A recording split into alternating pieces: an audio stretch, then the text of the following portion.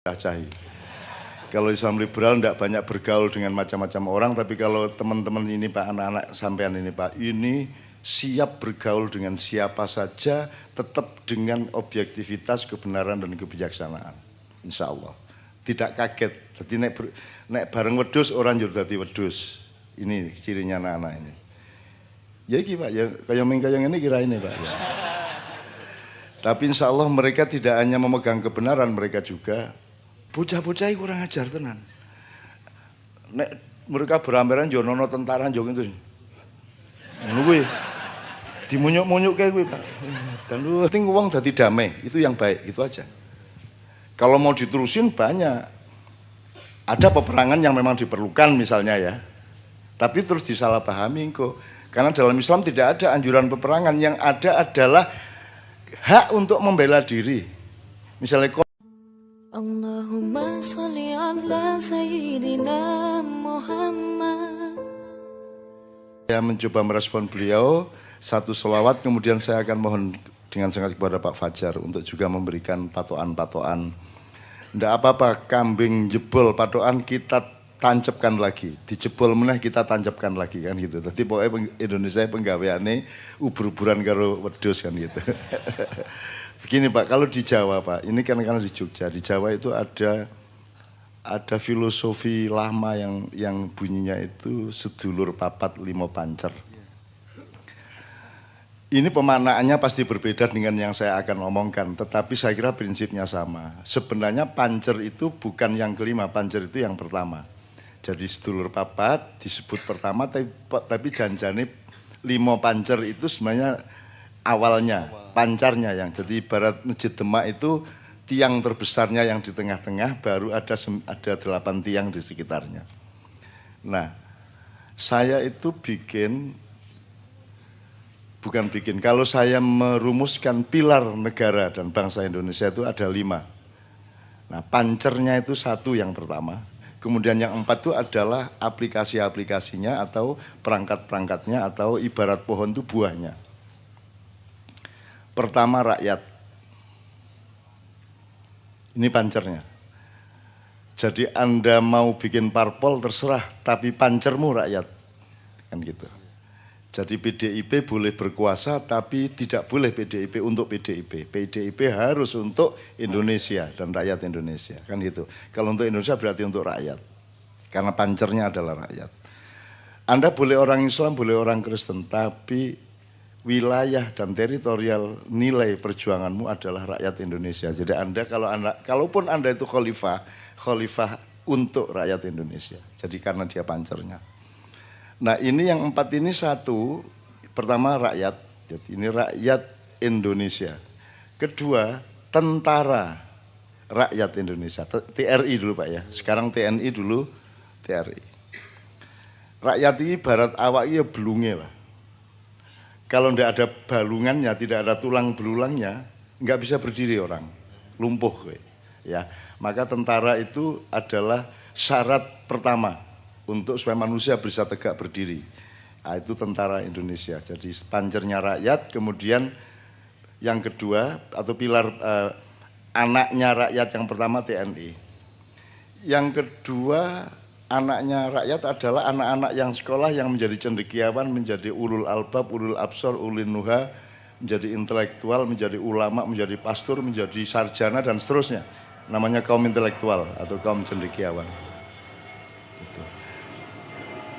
Kecendekiawanan inilah yang membuat tulang belulang ini tahu bergerak kemana, bekerja sama supaya arahnya tidak salah, tangannya juga tidak melakukan hal yang salah dan seterusnya.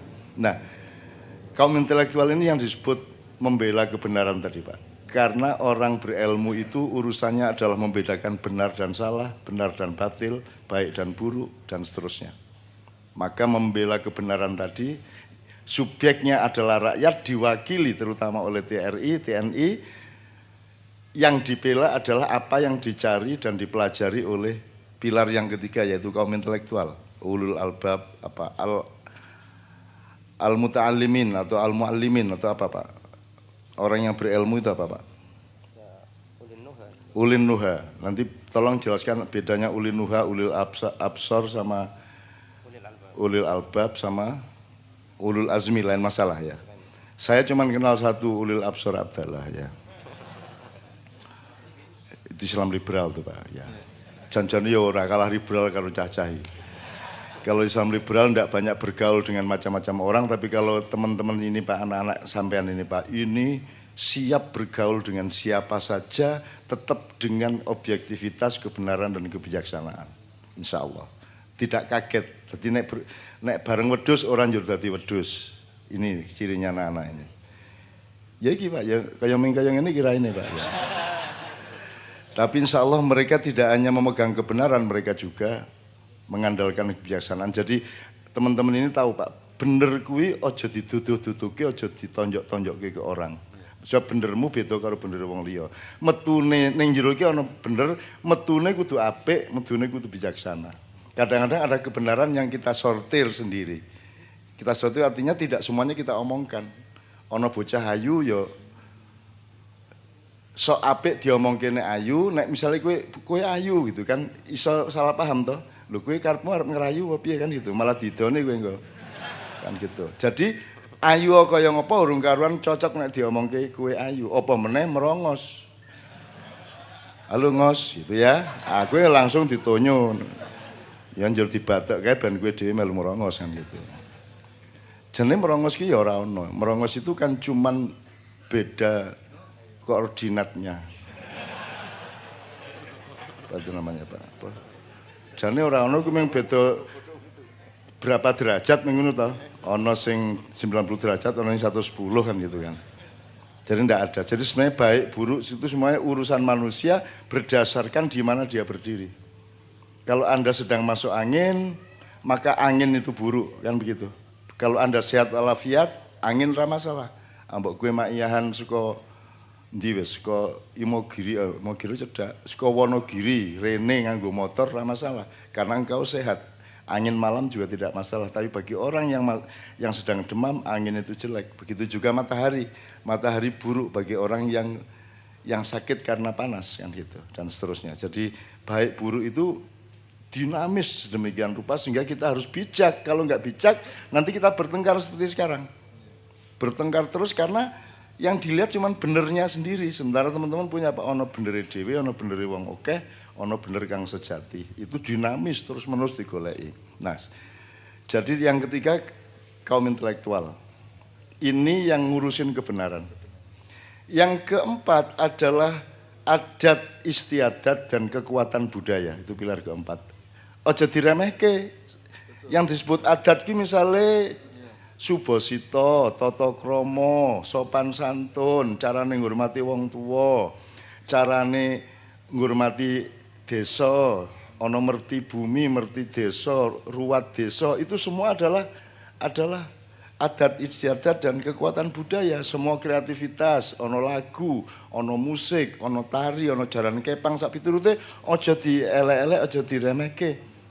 Ya andaikan elek, kuwi mesti mergo dia berbenturan dengan sesuatu yang tidak pada tempatnya. Tapi janjane ora ono elek.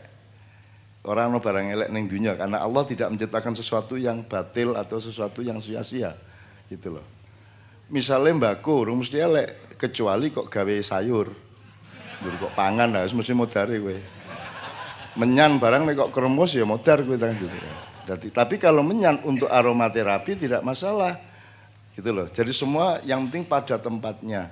Gombal ki apik karena dia berjasa membersihkan meja dan kursi.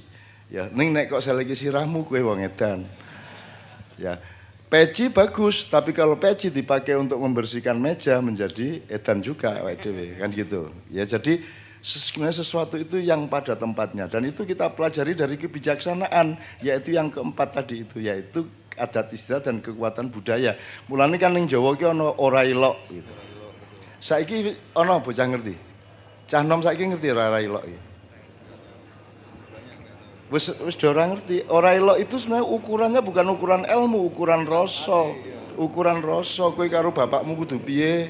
Prajurit karo Pak Danrem kudu piye? Pak Danrem karo Pak Tiasno kudu piye? Itu semua jangan sampai gak ilok. Misalnya bantal biasa dienggo turu kok lunggui lek gak ilok ta biasa? Gak ilok. Misalnya itu ya. Engko terus dari bapakmu aja lungguh dhuwur bantal ku ndak udunen ngono ta. Padahal bukan soal udunen, itu sebenarnya kan cara praktis untuk mengetahui bahwa jangan sampai kamu lakukan itu. Karena kui ora ilok, karena nanti akan ada kaitan-kaitan yang bermacam-macam ya yang kamu tidak bisa memahami secara ilmu. Secara nomor 3 tidak bisa kamu pahami, itu harus secara nomor 4, yaitu kebijaksanaan hidup. Misalnya roti, kue ning warung mangan sego, ya. Terus kue ngerokok, segomu isi ana sithik, sayurmu isi ana titik, kue ngerokok aja dicecek ning kono.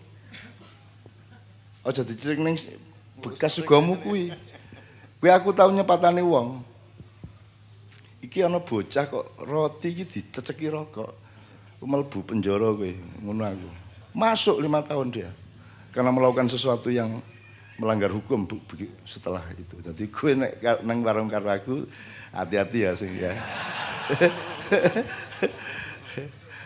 Gitu. Dan seterusnya dan banyak sekali sing ora elok. Mungkin tidak salah secara ilmu tapi salah secara kebijaksanaan. Ini yang tidak dimiliki pemerintah Indonesia. Dia mengandalkan benernya sendiri padahal benernya pemerintah itu sebenarnya berdasar kepentingannya dia untuk berkuasa. Sehingga misalnya hoax, ya ada berita hoax. Sing nentokke hoax apa dudu ki sapa? Oh itu hoax. Loh, nek kowe ngomong kuwi hoax, ya nek kowe dhewe ya hoax piye? Lek mung ngarani itu hoax, itu sendiri hoax. Wis batal to kowe.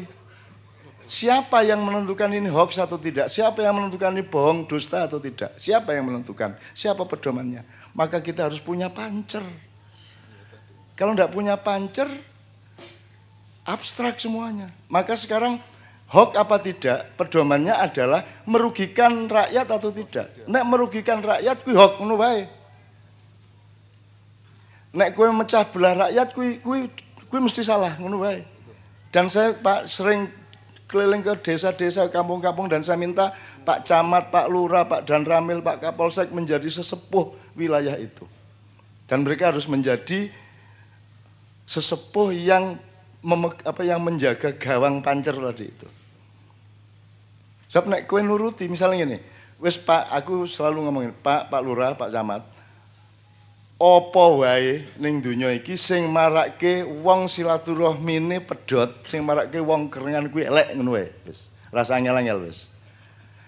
Bah kuwi mazhab, bah kuwi apa wae, bah kuwi parpol, bah kuwi apa wae, pokoke angger marake wong congkrah kuwi elek dan harus ditindak.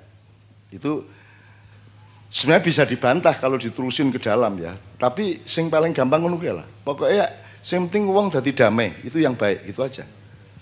Kalau mau diterusin banyak. Ada peperangan yang memang diperlukan misalnya ya. Tapi terus disalahpahami kok. Karena dalam Islam tidak ada anjuran peperangan, yang ada adalah hak untuk membela diri.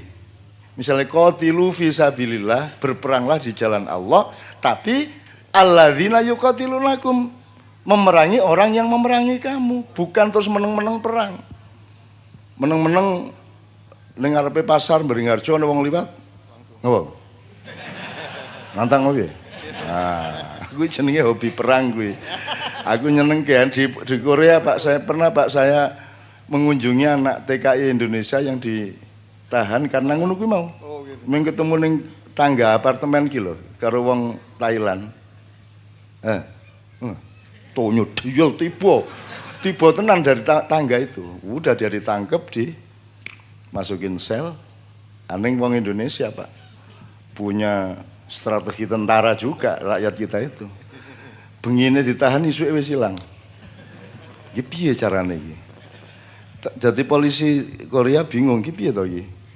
Ternyata mereka kan kompak Pak, sesama perantau. Jadi begitu dia ditahan, sejam kemudian datang temennya ngirim roti dan beberapa makanan. Di dalam roti itu dikasih benang. Jadi benang lah cilik ngono kae to. Iso sekian puluh meter tapi iso digulung nganti cilik kae dalan jero roti. Wis digawa mlebu nang tahanan, rotine dipangan, benangnya diulur saka jendela mengisor. Set. Sampai di bawah temennya udah siap disambung sama tali yang gede, Pak. Sret, wis dhek ditekan dhuwur mudhun srot gitu. Gitu. Saya kira perlu Anda pelajari itu ya. Pas gue sesuk nek piye-piye ngono kuwi carane ya. Oke, ini sekedar contoh aja bahwa mohon pemerintah dan siapapun saja stakeholder di Indonesia ini jangan hanya mengandalkan kebenaran ilmu, tapi lebih meningkat dari itu yaitu kebijaksanaan hidup. Kalau hukum, misalnya kalau hukum supremasinya jangan hukum, tapi keadilan atau akhlak atau moral gitu loh. Sebab nek hukum ki ndak bijaksana, Pak. Hukum itu ana wong nyolong titik, dihukum mergo nyolong ngono tok. Ning ora ditakoni ngopo kok nyolong. Kan gitu. Misalnya anaknya arep lahir jan duwe duit tenan kepeksa jambret gitu ya. Demi anaknya. Itu hukum ndak tahu itu. Hukum ndak peduli pokoknya kowe jambret salah titik. Kan gitu. Nah, untuk bertanya apa sebabnya kamu mencuri, kenapa seseorang berbuat buruk itu namanya kebijaksanaan. Kan gitu. Nah, ini yang keempat sudah, yang kelima adalah kekuatan agama dan spiritualitas. Itu pilar yang kelima. Pertamanya pancer, yang kedua tentara, yang ketiga kaum intelektual, cendekiawan, yang keempat kebudayaan, yang lima agama dan spiritualitas. 4-5 ini tidak pernah dipakai di Indonesia. Tidak pernah dihargai. Tidak pernah dihargai. Kebudayaan tidak dihargai, apalagi saiki nek zaman kita dulu Pak Tiasno masih ada cerpen, masih ada puisi, masih ada pentas-pentas teater, masih ada pendidikan juga, masih ada, iya, pendidikan budi pekerti ada di nomor 5. Kan gitu. Nah, itu sekarang tidak dihargai. Anak sekolah di asrama diajari disiplin, membuang sampah ke tempatnya atau menaruh sesuatu tidak boleh di sembarang tempat. Begitu dia dikongkon ngangkut barang sing dia kleru mau, dia ngomong, wong tuane nesu, Pak, anak saya kesini ini saya bayar mahal, tidak untuk jadi kacung. Ngono e. Piye kuwi? Lah nek kon lari pagi, anak saya ini kesini untuk cari ilmu bukan untuk jadi olahragawan. Nah, kilo kau kuwi nggo. Nah, kita tuh blero mripate. Hati kita, pikiran kita tuh sedang tidak fokus. Jadi ngene-ngene iki ra cetha. Gitu loh. Nah, teman-teman sekalian, malam hari ini mudah-mudahan kita belajar kepada tentara. Intinya adalah kesatriaan, kekesatriaan, keperwiraan, keprajuritan. Terakhir sebelum Pak Dandrem dan selawat, sebenarnya ini sama Pak, prinsipnya sipil maupun militer. Sipil militer cuma berbeda modus dan tekniknya ya, tapi prinsipnya sama. Yang namanya kekesatriaan itu kalau dalam ilmu namanya kebenaran. Nek 5/5 ya selawe, nek kue ngomong 26 rasa trio kue. Kan begitu, ya betul enggak? Kalau perwira adalah piro 5/5, nek kue ngomong jawab wani piro berarti rasa trio ya. Kan begitu, betul enggak? Nek 5/5 ya piye-piye selawe, aja njur wani piro sik kue. Gitu loh. Nek kue perwira 5/5 selawe, kapan wae. Kue pas ra duwe duit ya selawe, kue pas duwe duit ya selawe, kue pas sehat ya selawe, loro ya selawe, ketiga ya selawe, rendeng ya selawe, awan ya selawe, bengi ya selawe, pas bojo nesu ya selawe. Apa meneh banting gelas tetep selawe. Sing bengol lak mburi-mburiku ya. Gitu ya. Oke, teman sekalian. Nah, yang ke-6 ini yang ke-5 ini tidak dihargai, yang ke-4 tidak dihargai. Kita pernah lama dengan Pak Harto pada pilar yang pertama, yang kedua kalau dilihat dari pancernya ya. Dan itu rada cetha, Pak. Ada banyak kelemahan Pak Harto, ada banyak Pak Harto juga dihapusi oleh bawahannya sendiri, dijeblos-jeblosin, dipleset-plesetin, tapi tetap luwih cetha timbangane. Saiki kira cetha, Pak. Saiki cetha, aku takon wis. Jane sing bener iki apa? Saiki apa reformasi, apa orba, apa orlas, sing bener sing ndi? Ra cetha Pak jawabane, Pak. Sing ndi sing bener iki? Sing ndi sing apik? Lak sing celbung ora karu-karuan. Biyen pas orba jare sing bener orla. Ya ta? Pas reformasi jare sing bener sing salah orla oleh Orde Baru. Begitu kita reformasi sing disalahke Orba. Orlane wis mulai ra cetha. Gitu loh. Begitu saiki iki reformasi apa dudu? Jadi kan Orla, Orde Lama, Orde Baru, Orde Reformasi ora cetha saiki. Nah, pas ora cetha iki semua pandangannya ya ora cetha. Bung Karno iki apik apa elek? Ora cetha. Bung Karno itu pendiri Nasakom loh. Tahun 26 loh itu. Ya, kalau 46 itu baru Pancasila. Kemudian ada Berdikari itu yang terakhir 65. Sebelumnya itu ada Usdek sama Tritura. Enggak Tritula, Pak. Tritura, Pak. Zaman dulu di gendengi ana tulisannya Usdek. Golek ana nggo googling, golek Usdek ben gue ngerti. Itu. Bung Karno loh yang membubarkan HMI. Bung Karno loh yang membubarkan Masumi. Aku tidak mengatakan itu salah atau bener ning sing cetha.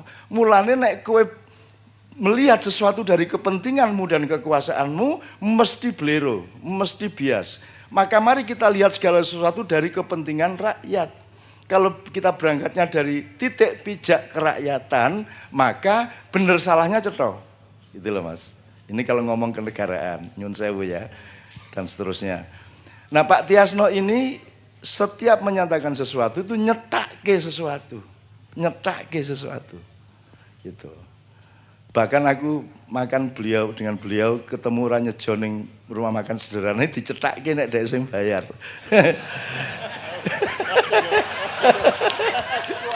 Deh, sebelum nek sadurunge aku bayar kan ra cetha iki sing bayar sapa ya. Nek cacah iki lak ngene nek bareng-bareng nang warung nek wis meh bali ngene kabeh. Pura-pura arep njupuk dompet janjane ngukur bokong gitu. Dan ngene-ngene iki. Gayane aku wis ngerti aku. Aktivis-aktivis ya aku wis tau urip karo aktivis nek diskusi wah ngono kae nganti jam 1 bengi njur nang warung. Begitu jam 2 wis meh bali kabeh ngene kabeh.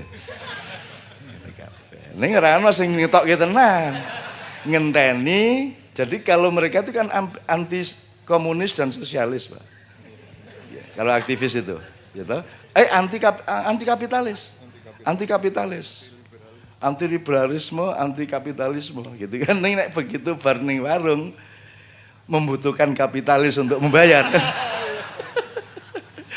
Seneng aku karo Cah Sanom iki, lucu tenan. Pak Danrem, saya dulu kerjaannya yang ngambilin aktivis itu di tahanan Korem dulu tahun-tahun zaman semono. Wis ngawur cah-cahi pokoknya. Ngawur, tentara didoni, tentara dimunyuk-munyukke gitu. Wah, wis janku nek wis tujuannya tentara kita itu mukhlisin dan tidak pernah memukul kamu kalau tidak benar-benar saking jengkelnya. Nek aku tentara ini ketek wis tak tonyo raimu iki. Lah didoni, Pak. Waktu Trisakti ya, satuan yang ya 98 itu yang tugas dari mana Pak? Malang Utara itu dari Singosari apa? Dari Singosari sama satuan-satuan dari Jogja dari Lumajang. Itu yang jaga dan aku di situ Mas. Dan kui bocah-bocah kurang ajar tenan. Nek mereka beramberan yo ono tentara yo gitu. Ngono kuwi. Dimunyuk-munyuk kayak kuwi Pak. Dan tujuane dudu aku tentara. Nek aku nus buan dipecat buan niku tak tendang raimu kowe. Kan masalahnya kan tentara ya manusia, teman-teman sekalian. Jangan lupa tentara itu bukan utama, yang utama adalah manusianya. Betul enggak? Telone iki menungso dan menungso kuwi rakyat. Meskipun kamu punya kelompok apapun tetap mengutamakan rakyat kan begitu. Tentara itu manusia nomor satu. Dia punya harga diri, dia punya martabat, dia punya karakter, dia punya jiwa. Jadi kita jangan menghina mereka. Aku tak belani loh Pak, Pak. Aku belani loh kuwi. Nyun sewu nek tentara dikono tak tekani tenan, tak sentak tenan, tak usir tenan cacah kuwi. Tak belani. Dadi aku iki lumayan aku belani tentara sering aku, Pak. Aja bocah iki nek dhek gitu. Dia pikir dia menuduh tentaranya padahal sing munyuk sapa kuwi? Sing munyuk lak dhek ta wong ngene-ngene ya gitu.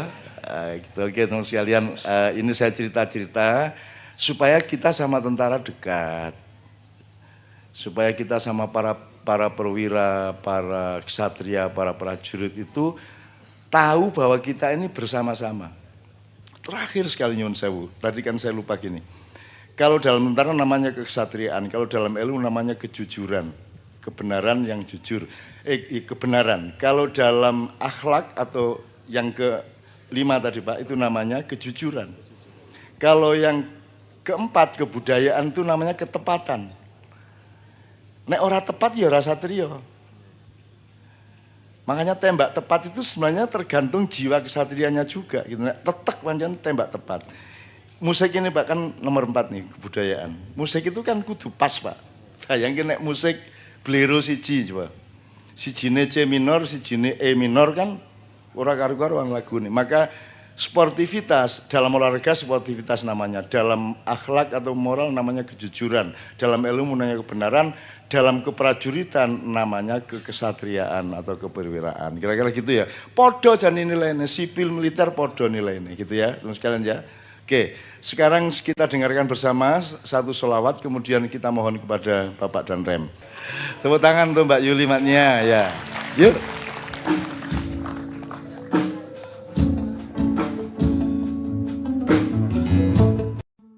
Allahumma sholli ala sayyidina Muhammad.